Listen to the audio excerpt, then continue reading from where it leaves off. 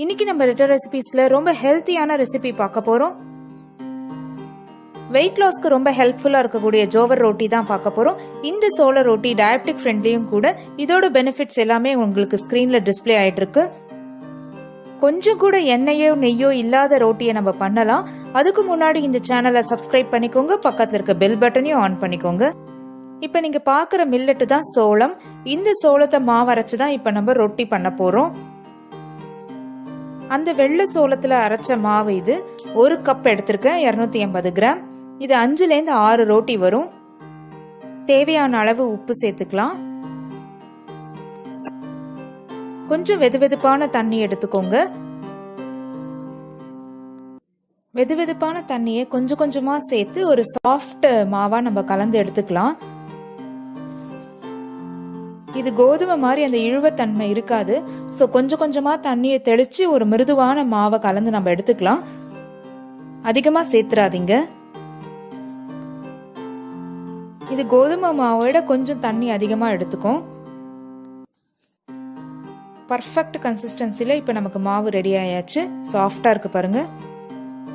உடனே நம்ம பண்ண ஆரம்பிச்சிடலாம். மாவு ஊறணும்னா இல்ல, நல்லா அதை பிசைஞ்சுக்கோங்க. சின்ன சின்ன பால் சைஸா எடுத்துக்கலாம். மீடியம் சைஸ் ரோட்டியா தான் இப்ப நம்ம பண்ண போறோம். அதை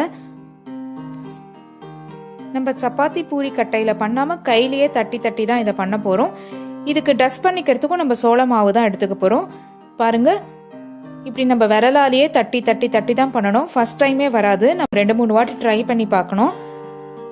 கீழே சோள மாவை போட்டுக்கோங்க, தட்டிட்டே வாங்க. பெரிய சைஸ் சூப்பரா தட்டியாச்சு பாருங்க. கல்லு காஞ்சிட்டு இருக்கு நல்லா. இப்ப தட்டி வச்ச ரோட்டிய இந்த சூடான தவால போட்டுடலாம். இதுக்கு சுத்தமாவே எண்ணெயோ நெய்யோ எதுவுமே கிடையாது.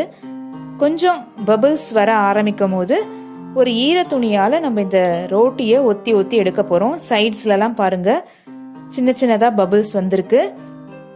உங்களுக்கு தெரியும் நினைக்கிறேன். சுத்தமான ஒரு ஈர துணிய நல்லா பிழிஞ்சிடுங்க. அந்த வெட் கிளாத்தை வச்சு இப்படி ஒத்தி ஒத்தி எடுத்துக்கலாம். நம்ம ஒரு பக்கம் மட்டும் இப்ப திருப்பி போட்டுடலாம்.